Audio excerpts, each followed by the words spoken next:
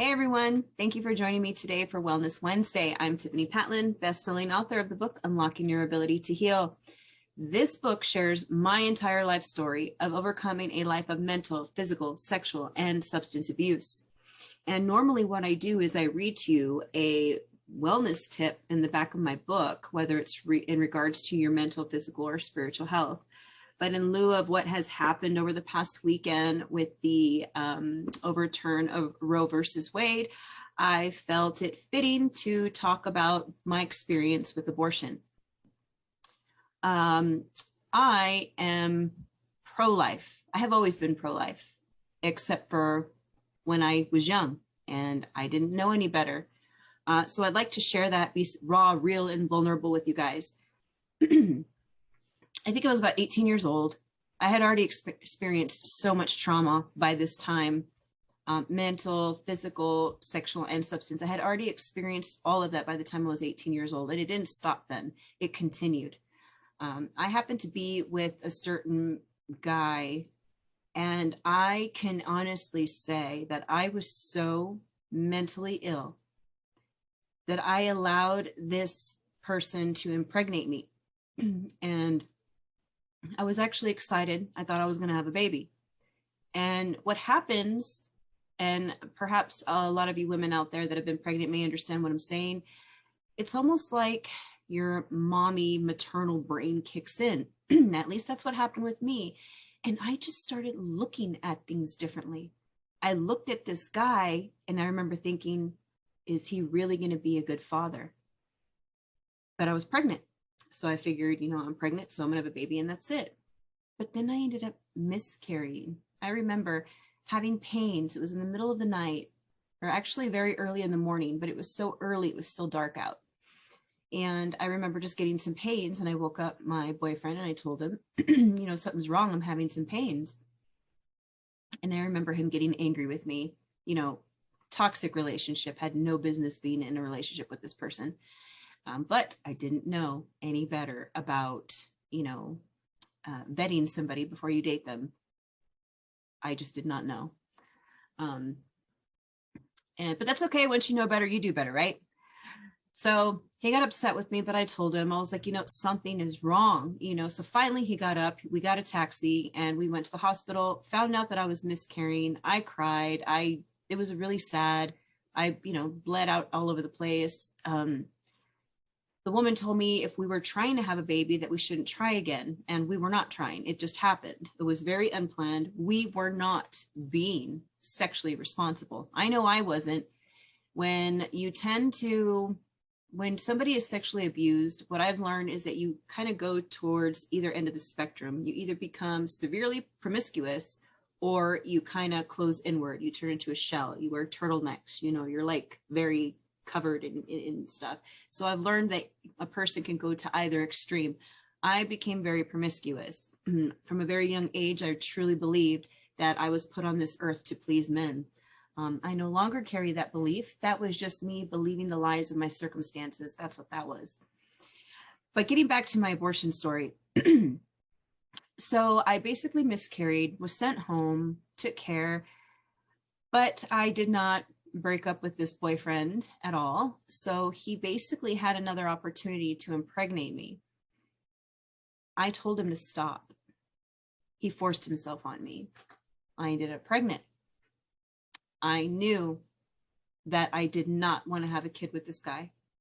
After looking at him with that maternal brain, the first time I got pregnant and I thought I was going to have a child, just certain things kicked in for me. Not enough to leave him, but enough to know that I should not have a baby with this guy.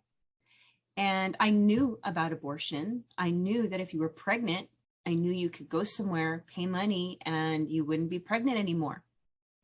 I did not know that they literally vacuum a baby out. I didn't know that if it's too big, they have to actually use instruments that it's like tweezers, and you're literally ripping the baby apart. That is not an opinion. That is not something I'm conjuring up. It's not a fear tactic. It's none of that nonsense. It's literally true. That's exactly what happens. And I did not know that. I had no idea. I didn't even know any better to research that stuff. Like I was truly mentally ill. I was literally in the middle of all of this trauma, this drama, and I just took things as they came. I had little to no knowledge about things. It's just, that's just the way things were. And to the point where I stayed with this person even after that. He impregnated me again for a third time. This time I opted for another abortion. I know some of you might be thinking, why the heck didn't you leave him? Why? Well, that's because I had already been mentally, physically, sexually abused. And I was, drowning my sorrows in drugs and alcohol, anything I could get my hands on, because that's what I learned. That's how I learned to deal with life's issues. I didn't even know I was mentally ill back then. I didn't even know that was a thing. Like, I literally did not know. And so he was able to impregnate me for a third time. Yes, I know it doesn't make me feel good to share that, but I want to be honest, and I want to be vulnerable, and I want to speak some truth to hopefully save the lives of unborn children, and to also educate women out there who may be in an unfortunate circumstance like I once was. Now, I'm not passing judgment. I really don't care what women do with their bodies. It really is none of my business. I don't care. I really don't. I don't care. Man, woman, I don't care. And I don't mean that in a mean way, because I do love and care about people. I don't have to know you to love you and care about you. But when it comes to this, I speak out because of my experience, and therefore I'm very passionate about it. When I learned what actually happens in abortion, this wasn't till, I believe it was when I was actually writing my book, or maybe shortly before that. I did not know that when they did an abortion on my babies, that they were ripping them apart. I had no idea that was happening. Now, I could do the whole bit where I'm like, oh, if I could go back in time, would I? Okay, well, I don't like doing that because things happened the way they did. And I have made a post before about how they should have some sort of virtual simulation to perform an abortion. And if a mom can physically, handle it and go through it, and they're still fine to go through it, then I don't know what to say after that, to be completely honest. I just had the idea of having somebody actually experience it, because I think a lot of people don't realize what's happening. I've had people straight out, flat out tell me that it's not murder. And then I showed them a picture of the baby, and it wasn't to be insensitive like I was accused of, or using it as a fear tactic like I was accused of. It was really just because I want the truth out there. The truth hurts, I know, but I want to put it in people's faces, because I hate the fact that I was oblivious. I made an uninformed decision. I did not know fully what I was doing when I opted for those abortions.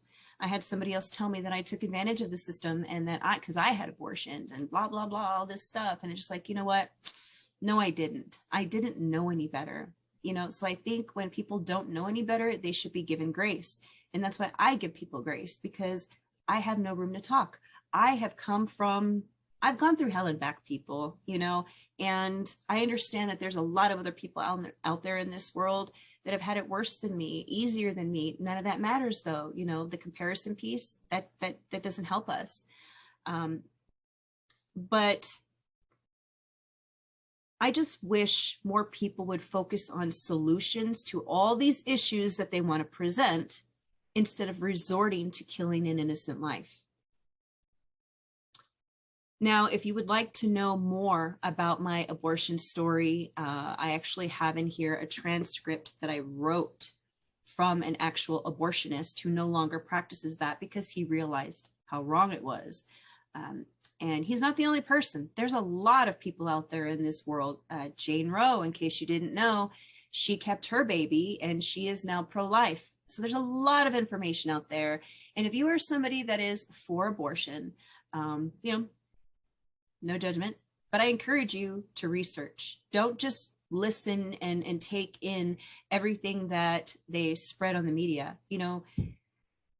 I just encourage you to research both sides. Don't just look for what you want, because you're going to find all of that. You got to always look on both sides, you know, and that's something that I didn't know. And that's why I'm sharing that with you. I just want women to be fully informed, to understand what you're really doing. And I mean, I have the heart and the desire, you know, to adopt and foster children. It's something my husband and I have talked about doing in our future. But right now unfortunately, it's not something that we could do. Now, if it was right in front of my face where somebody had a baby and they asked me to take it, I wouldn't even think twice. I would figure it out. But as of right now, while I do have a choice, I don't feel that I am equipped to handle that. But it is something that I have in my heart to do in the future. But what can we do about this stuff now? In my mind, I feel like, why not, you know, convert the abortion clinics to pregnancy support centers? And there are some out there. Churches are not the only ones that help people. There's a lot of opportunities to give your baby up for adoption. A lot of people had say, oh, so you're going to force someone to have a baby? No, nobody's forcing anybody to have a baby.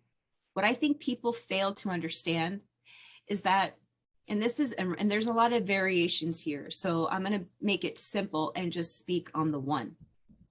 So a woman, you know, is with whomever, a boyfriend, whatever party, and it doesn't really matter. She makes a choice to do what she wants with her body, because she has that right, and she has sex. No matter who you are, male, female, if you make a decision to have sex, you automatically assume the responsibility of potential pregnancy. We all know that it's bound to happen, okay? And if a person chooses to do whatever they want with their body, they're also choosing that responsibility. The natural consequence to having sex is potential pregnancy. The natural consequence to pregnancy is birth. It's a natural process. Nobody's forcing somebody with a gun in front of their head and saying, birth your baby. You know, that's not what's happening. It's a natural process. Nobody's involved. It's naturally happening. And that all started from that woman and man's choice to have sex to begin with. So just because a woman decides, oh, I don't feel like it, or it's not the right time, or whatever excuses you want to come up with, I don't feel that you have the right to negate your responsibility. You made a decision to do whatever you wanted to do with your body, right? And now there's a baby involved. Now everything is changed. It's no longer about your body, because before that, nobody cared what you did with your body. But then you made a choice to have sex. Then you got pregnant. The natural consequence is birth, which is what follows. Why not have support systems out there for people like that? That's what I would like to see. I would like to see facilities where, even if a woman, think about the most dire circumstance, give her a place to stay, a room with support, mental health support, physical health support, meaning eating right, vitamins, fitness, spiritual support. Now, I know everybody has a different belief, this, that, and the other, but those who actually believe in God and follow God's word, the Bible clearly states, thou shalt not kill. It does not say, thou shalt not kill, but if you think this, or fill in the blank here, or blah, blah, blah, blah. Like, it doesn't say that. It does not say that. It just doesn't. And that's not an opinion. That is a fact. So if you're somebody who follows God, I just want to point that out, that it does say that. So if you if you believe in God and you follow his word, he's telling us not to kill. So we shouldn't be doing that. And I know people come up with all these reasons as to why, and this, that, and the other. And what I'm saying is, let's address those issues that those people have. I keep hearing the child rape, that people keep throwing that out. For one, that happens less than 1%. Doesn't mean that we should ignore those people. You know what I think? I think instead of focusing on, oh, we should make killing an innocent baby legal because children are being raped. What I care about and what I see is, why the hell is that happening in the first place? What is being done? What is the government doing? What is being done to prevent that from happening? What is being done to prevent incest from happening? Parents need to be better educated to protect their children, because it happens so much. There's good people in this world. They're good parents and they love the heck out of their kids. But sometimes they put their children in situations because they just don't know, and they do not deserve to be condemned, and it's not their fault. It's nobody's fault why a person chooses an act of evil like that to rape a woman or a child or whatever the case may be. That is an evil act. And again, what happens from that? Pregnancy, just like artificial insemination. That's, there is a stranger's sperm that's being injected into a woman and a baby is being created. Unfortunately, this happened to be somebody who made a very, very evil, poor choice and, provided the seed, and now there is a baby. That baby does not deserve to be condemned. And I've heard all this stuff. Oh, they're going to hate the baby. The baby's going to be poverty. The baby's going to be blah. And it's just like, where in the world is that coming from? Why are you condemning the life of an innocent little child? Where are these assumptions coming from? Where did you get them from? Have you not done the research? Have you not seen the videos of so many children that have been adopted, children that have been a product of rape, and they're thriving? They love their life and they are thriving. So I don't know why people say that except for desperation to come up with something to justify killing babies. An abortion is not needed for a miscarriage. A miscarriage is something that happens naturally and you pass the baby through. Any type of intervention at that point would not be a miscarriage because the baby is already dead. I've heard that actively people are throwing women in jail because they had a miscarriage and they're being accused of killing their baby. Help me out here, people. Where is this happening? Where's the videos? Where's the footage? Where's the coverage? I haven't heard that. If it's happening, by all means, help a girl out. Send me a link, send me some videos. I'd love to see that and learn, but I haven't. So I just wanted to shed some truth, share my side of the story from somebody who is 100% pro-life, who has been through abortion, who has been impregnated from rape. I have been all those things. And I will tell you right here, right now, I don't see rape happening in my future because I've learned a lot, but heaven forbid if it did happen, I became pregnant, I would most definitely have that baby because now I see things differently. Now that I've grown stronger in my faith, I mean, that song, Amazing Grace, I was blind, but now I see. I truly, truly do see, and I can see so clearly the evil that is occurring all over the world today. And, people they're attacking our children, and it's been getting worse and worse and worse. And I'm just so grateful that Roe versus Wade was overturned. I care so much. And I wish people would stop accusing other people of being not caring, and just stop with the assumptions. Assuming makes an ass out of you and me. Remember that? Assuming doesn't help anybody. If somebody has a different opinion than you, instead of getting furious, get curious. That's a quote that I've seen around and I really like it because it's true. It's like if somebody has a different opinion than you, I understand you might be shocked, but practicing emotional management is very beneficial. So you can be angry all you want. You can be shocked all you want. You have every right to feel the way that you do. Nobody's trying to take that away from you. But you don't get anywhere when you're just like arguing with people and then you resort to name calling and then you're accusing people. You don't care, you this. It's like, that's so silly. Nothing gets resolved from that. Why not try asking questions? Ask, say, well, why do you feel that innocent babies deserve to die? Why do you feel like women's rights are being stripped? Because last I checked, abortion was still legal, unfortunately. So where's this list of all these rights that have been taken away? Again, help a girl out because I'm not seeing that. I just want people to remember to manage your emotions and get curious. Have conversations, have real conversations. Ask people questions, learn, research for yourself on both sides. If you were to just research, I don't know, are apples healthy? If you say, how are apples healthy? Guess what you're going to find? All this information about how apples are healthy. You know what you won't find? How apples are unhealthy, unless you actually search for that and find information based on that. So that's why I encourage people, look at both sides. It's so, so, so important to look at both sides. Don't be afraid to hear another person's perspective. You can have your belief, hold on to your belief. Nobody's trying to take that away from you. Have these conversations though, and don't be afraid to open up your mind. You might change your stance, you might not.